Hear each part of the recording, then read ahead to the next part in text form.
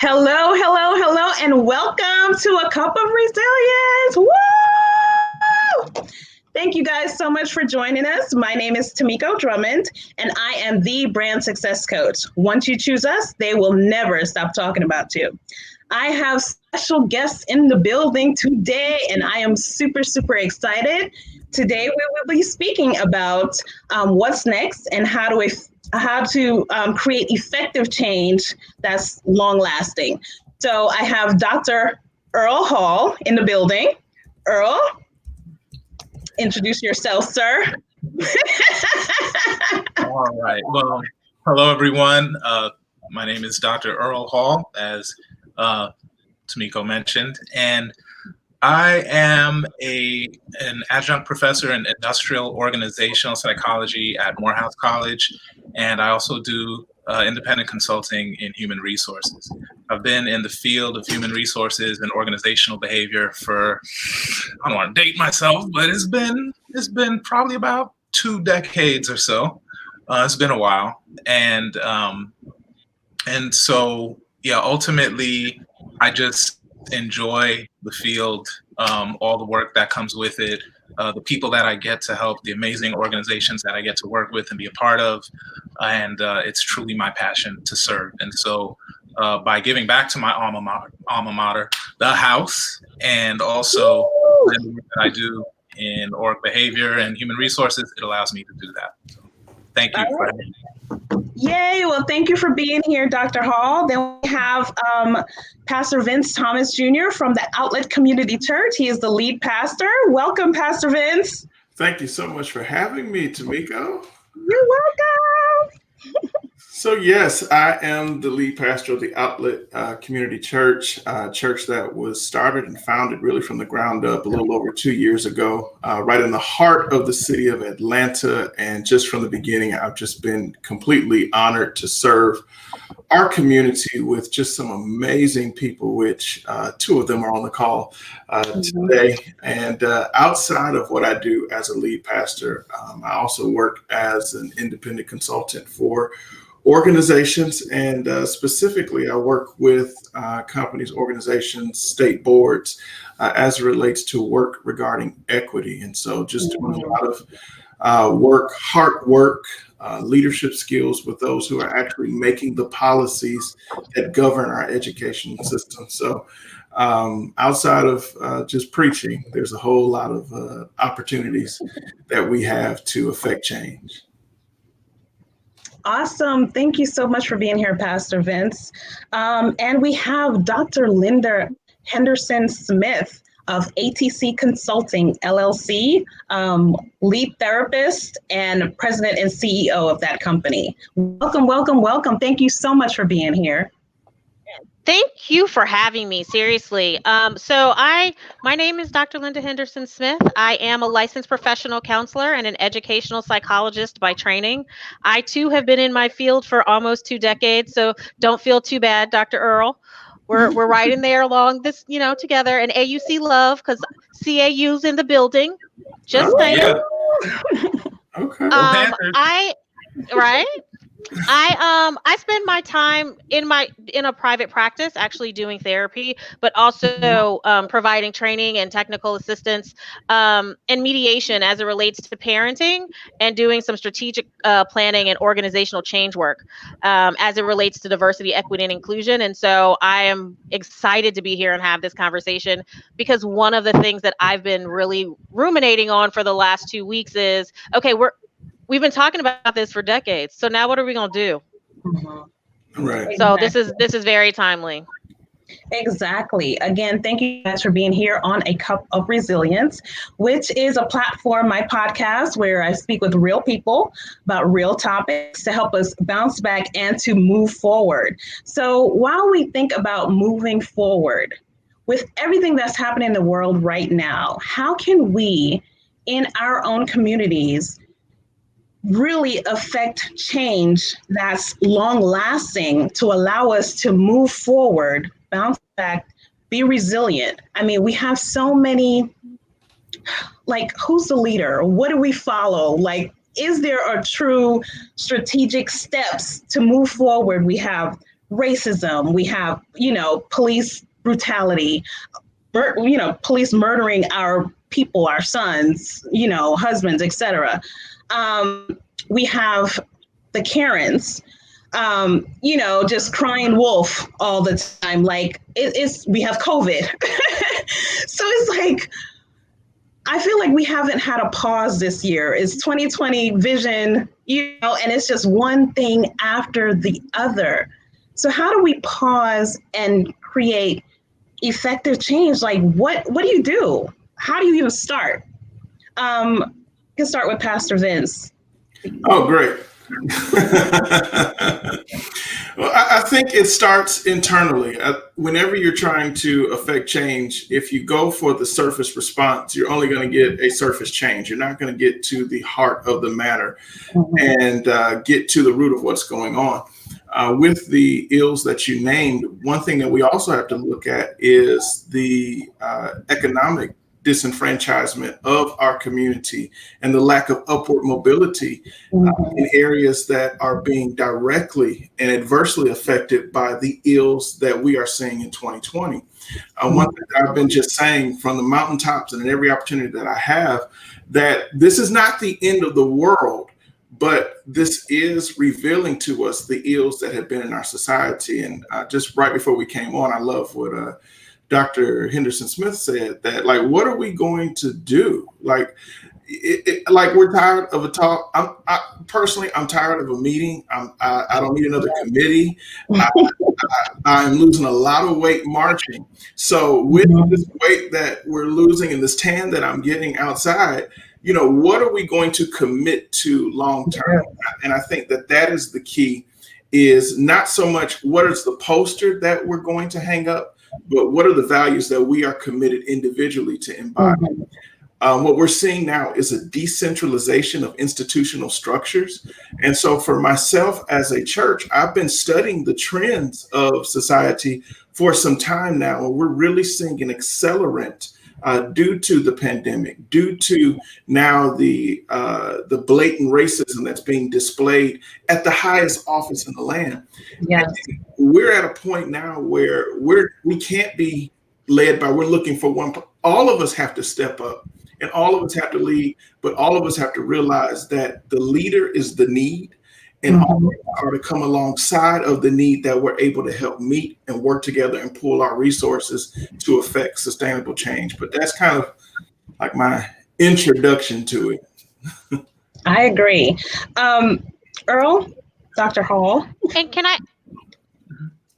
Yep, Linda. I was just going to say, I think one of the things that's important to kind of piggyback off of that, Pastor V, is that I think when we all come together, we all have to be on the same page, though, right? We all have to be working towards the same vision, because without vision, right, we can't go in the same space. We can't go in the same way. You have a bunch of different people calling themselves leaders, kind of pulling different people all over the place, instead of everybody collectively coming together and saying, this is what we're aiming for. You have a part, you have a part, you have a part, you have a part, you go do that part, but let's all still be working towards the same goal. Agreed. True. I would say the most important thing, in my opinion, is civic engagement of all citizens. What does that mean? So for Black people in particular, we've got to get back to just looking out for one another.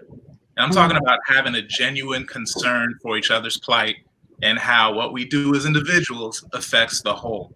So one of the principles of Kwanzaa is Ujima, collective work and responsibility, right?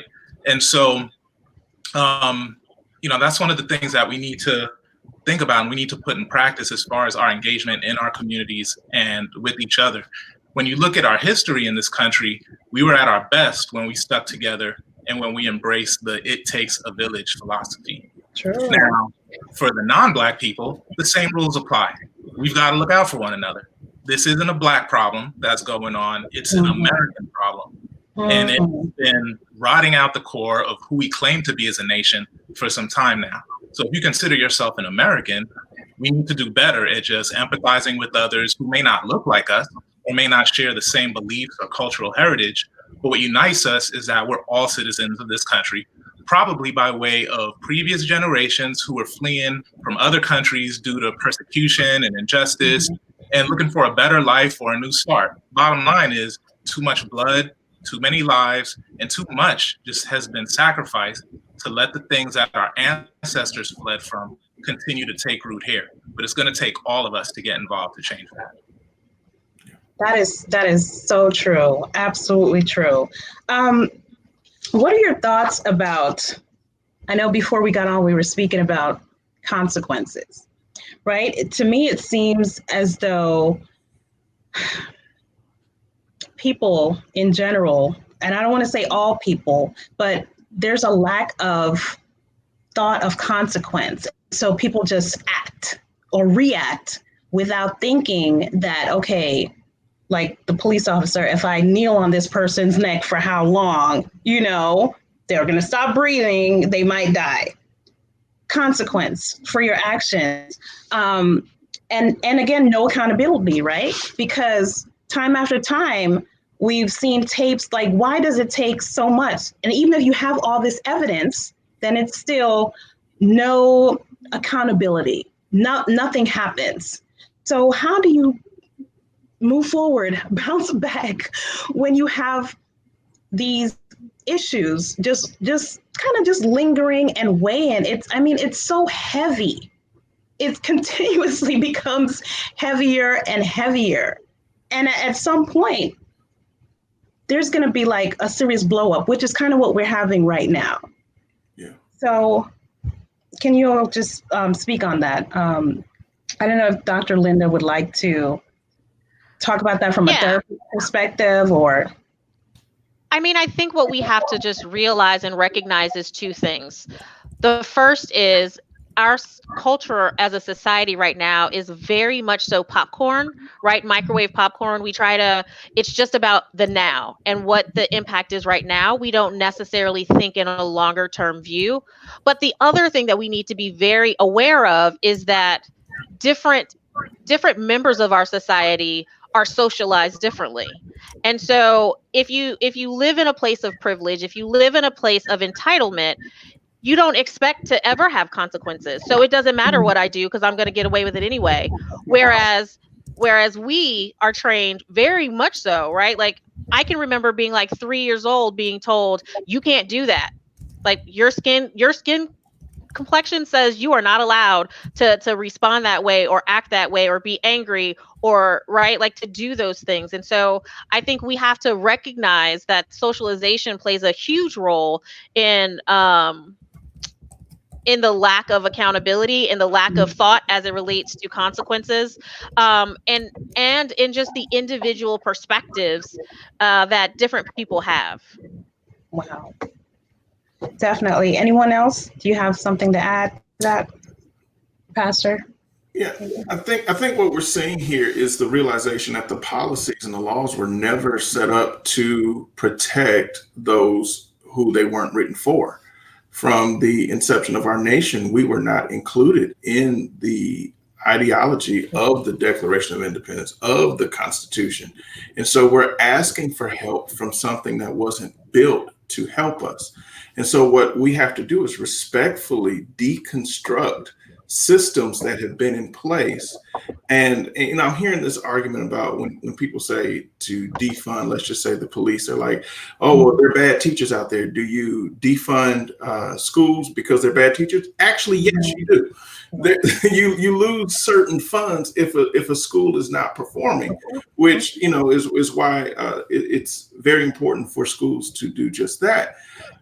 But as relates to our society, the places that we're living, we have to be more accountable to where we're divulging resources. We have to be accountable to the policies. We have to be accountable and realize that as a society, we have to go from a consumer mindset to an investment mindset, or as I like to say, we have to go from playing checkers to playing chess. Yeah. So beyond the marches, what are we willing to have in place as a term of systematic growth, a systematic development?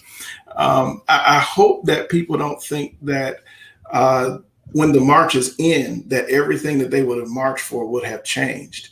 You're dealing with hundreds of years, and the marches, the fervor, the intensity is helping us to continue the legacy that was built by our parents and grandparents to continue to undo the struggles that we were born in. So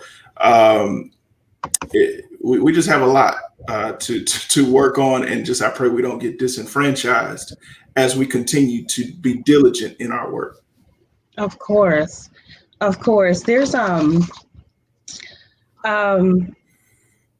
I want to talk about this. So within organizations, and I know you all, I think, have all been in corporate, where companies tend to either they create a new DI officer, or they've had it and then they kind of bring someone in.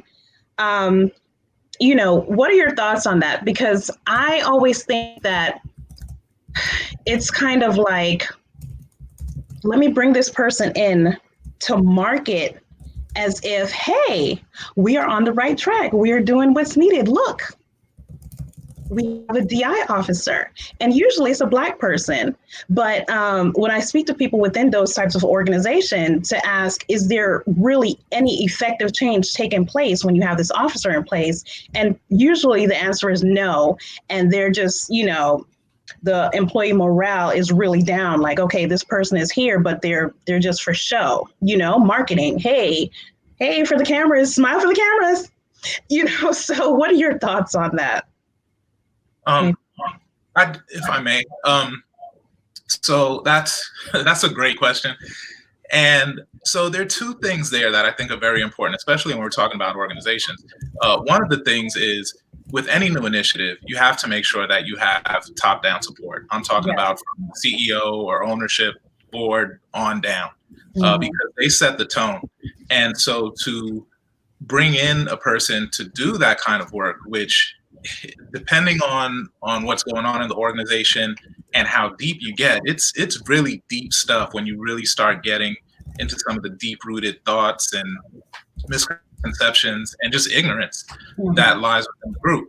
So it's important to have that top-down support. But in addition to that, during the time when a person is being brought in to fill that role, you also have to be clear on, what is it that we're looking to get out of this? Why are we doing this? Are we just doing it for marketing? Because if so, then all right, bring the person in. They don't have to do anything. We get props. It's all good. But if you're really trying to make meaningful change, what does that mean? What does that look like? And is the person that we're going to bring in, are they equipped to do that job? So once you've assessed what it is you're trying to get out of the program, and you have that support from the top down, the next thing is having some kind of metrics. As you mentioned, we start these programs, or we bring in these people to do this D&I work and this really deep, impactful work, and a lot of times it falls flat because there isn't some kind of clear measurement on what the outcomes should be. And that's not to say that sometimes people don't get in there and they're not working hard and they're spinning their wheels and things are happening, but it's like the old adage, if you don't know where you're going, any road will get you there, right? So without the metric, or without having something where you can clearly measure, here's where the organization was before this role and before the work that was being done, here's where we are at this point, 3 months, 6 months, however many amounts of time down the line, it's really hard to really drive some kind of change in the organization. So those things are critical. Yeah, I can remember doing some work for a school district of a nice size city in our country. And I was reading their strategic plan a couple of years ago, talking about this is what we are committed to in the upcoming school year. And what drew my eyes to it was, in bold letters, they were committed to equity and undoing racial injustices. And they went on a whole list of things of, this is what we're committed to, this is what we're going to do, this. And my first question after reading their strategic plan is, to Dr. Hall's point, what system do you have in place to keep yourself accountable to this strategic plan that you're going to send out to your entire district? And they immediately brushed that question off and said, we don't have time to discuss that. So I'm like, so this entire document is a waste of time. It's just empty words. So if we're not going to place people who are different than us in decision-making roles and have the ability to have voice and to have say-so and to offer alternate perspective, then all we're doing is just having a waste of time. In church, we do the same thing. So D&I in church is, for instance, if I'm an all-Black church, I'm going to hire a white person to sing. And then I'm going to say that we are multicultural. No, we are multi-ethnic. We are still monocultural. So in order to be diverse, you have to be willing to give over some of your power that you've become comfortable with. And if you just do a study, in our country, the majority of industries are led by white men. And so the question is, are they willing to give over some of the power? How can they give over some of the power when the majority of them don't even believe that they have privilege? That's how you know privilege is good, because it's natural. Wow.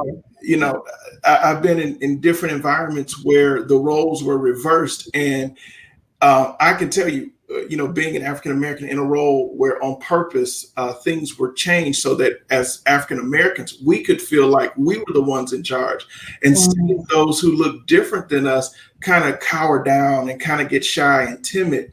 It for a moment allowed myself to step out of my African-American experience, where we're constantly being mindful of how we talk, how we look. We're constantly code switching. We're studying those in the dominant group so that we can be accepted.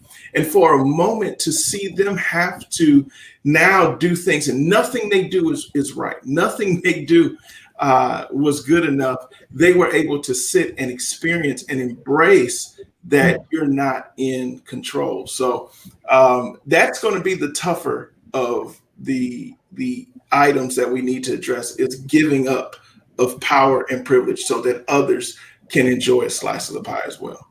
And I think beyond power, because I do think that the power and privilege is part of it, I think the other part of it is vulnerability and courage, right? So we've got to get those leaders that you were just referencing, right, and others to really be vulnerable enough and courageous enough to actually do some self-reflection of what their actual biases are, what it actually means, and what it is that they may have to give up, right, in order to achieve that power sharing.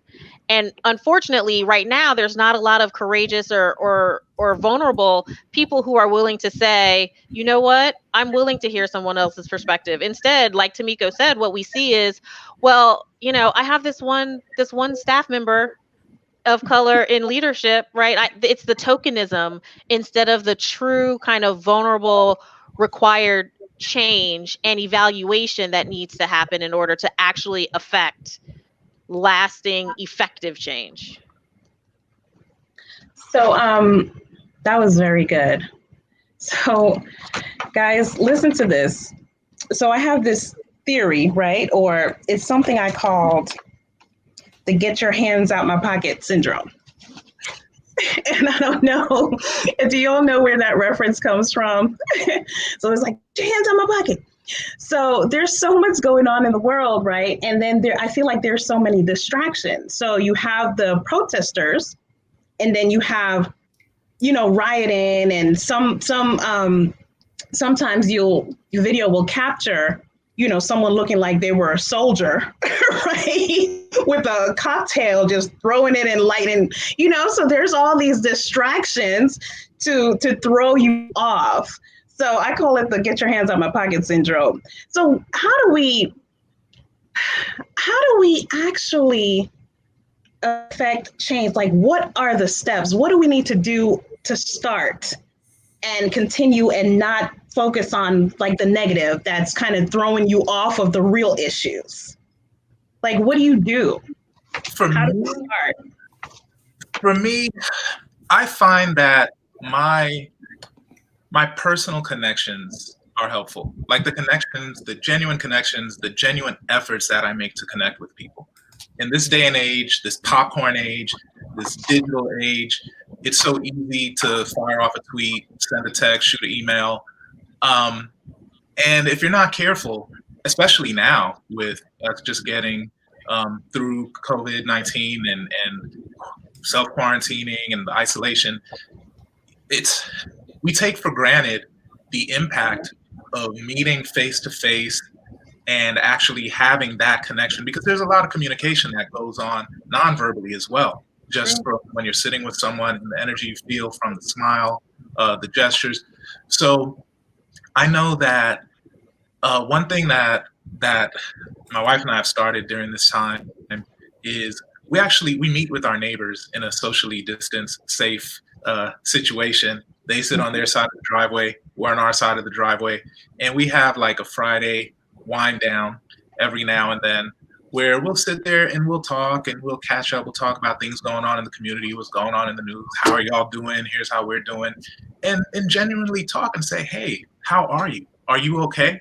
And going back to what you were saying about some of the problems with the racism and then the things that you see in the media and trying to discern between what's fact, what's fiction, a lot of that comes from the connection. Because if you know something to be true because you've experienced it, you've spoken to people of this group, you know people of this group that you're tight with, it's a bit easier than when you hear some of the fluff and some of the other things that are designed to lead you astray. I mean, we know that the media isn't that, it always has a slant, whichever direction it's slanting.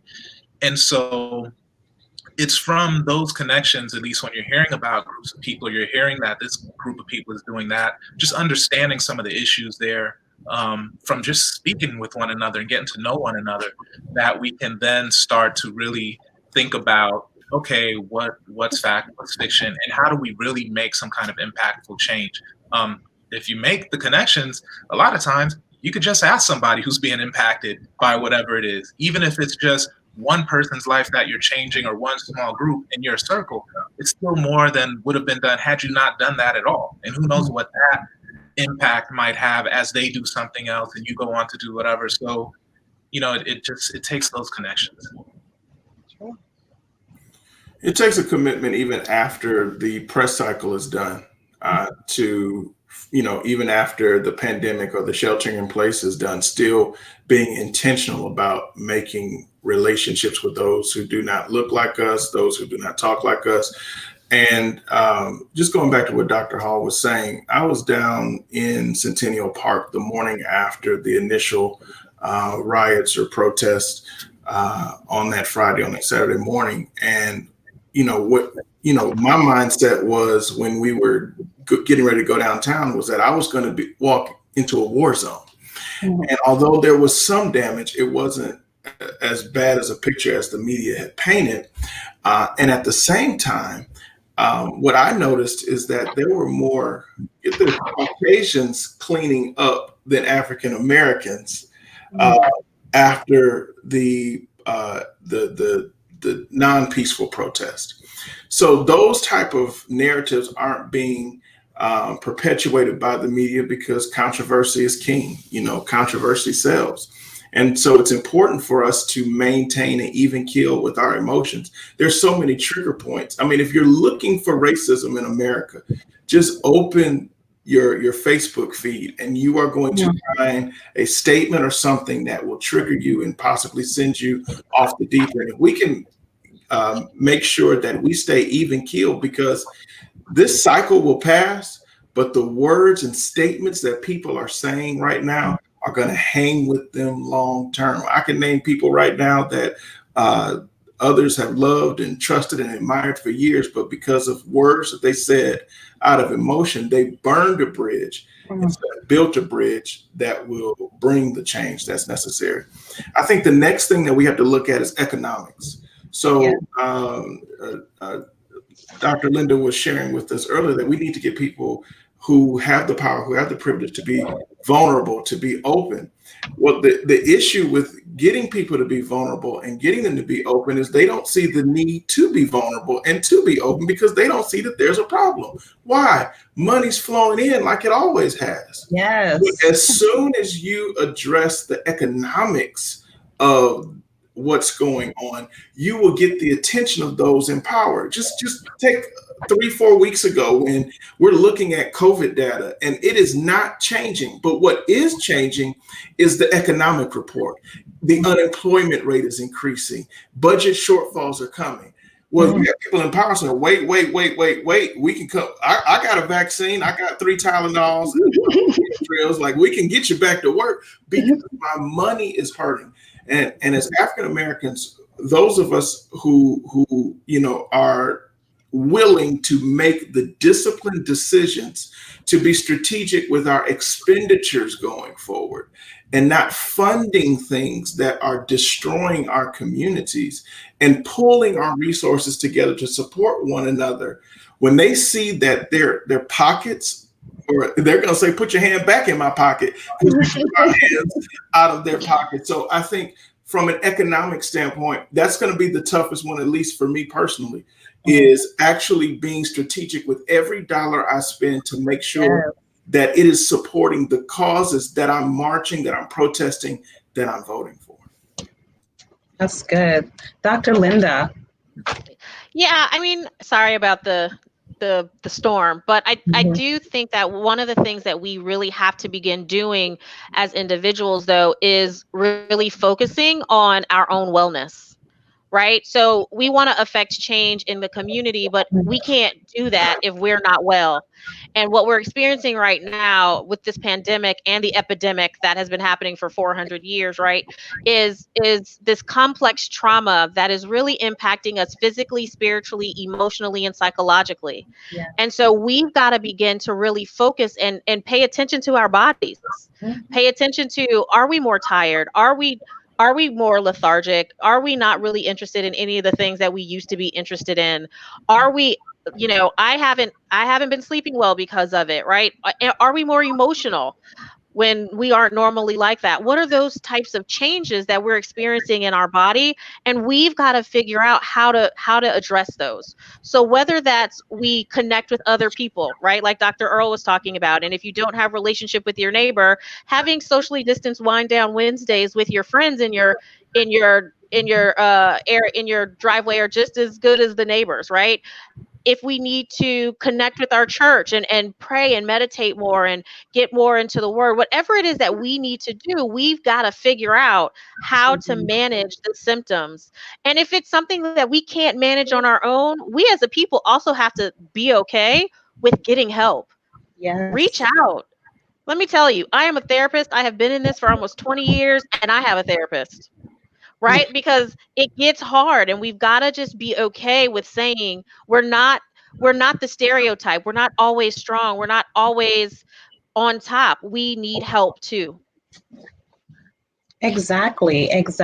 Oh my God, those are some good tips. Earle, listen, half the time I definitely want to reach out to people, because now I've been thinking, like, I need to go to the mountains or something, because you feel so isolated and you long for like real interaction.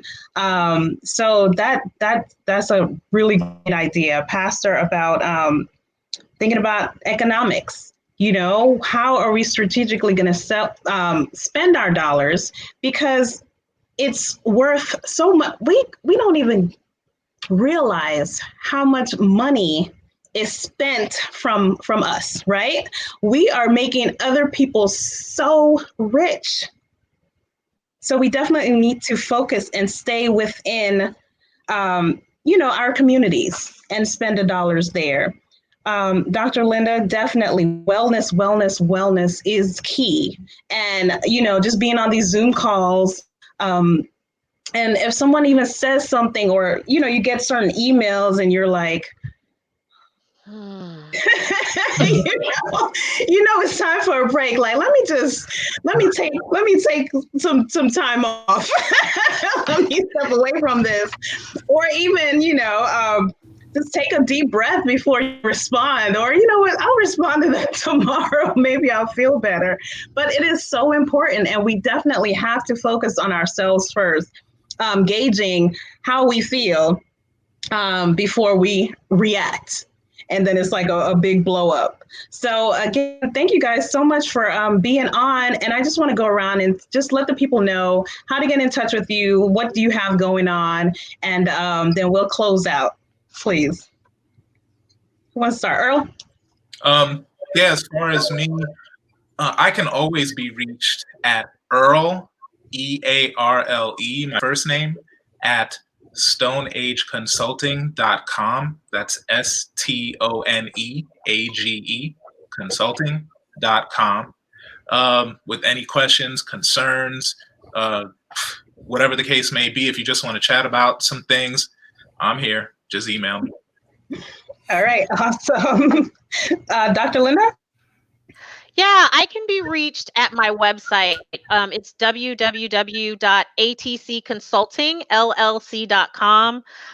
You can learn a little bit more about me and the services that I provide, and you can reach out and email me and contact me there as well. All right. And Pastor Vince Thomas Jr., what do you got going on? So I'm going to say go to theoutlet.cc, and there I will be more than happy to come to you if you subscribe. My heart is to at least twice a week be able to give you something that gives you hope, pragmatic wisdom on how to navigate during these times, and give and provide opportunities for us to really be about what this conversation is about, and that's affecting change in our community. So there's so many opportunities that are coming up in the next couple of months. We'd be on here the next 10 minutes if I just had to talk about a few, but just go to theoutlet.cc and subscribe, and we'll make sure that you're plugged in. All right, awesome. Before we close out, I wanted to give this quote reminder. It's from Helen Keller. It says, although the world is full of suffering, it is also full of the overcoming of it. So we are all resilient, and we need to know that we can always bounce back and actually move forward. Again, thank you so much for joining A Cup of Resilience. Thank you to my panelists. I really appreciate you guys. Again, my name is Tamiko Drummond. I am the Brand Success Coach. You can find me at brandsuccesscoach.com. And we are out. Appreciate you guys. Thank you. Bye, everyone. Thank you.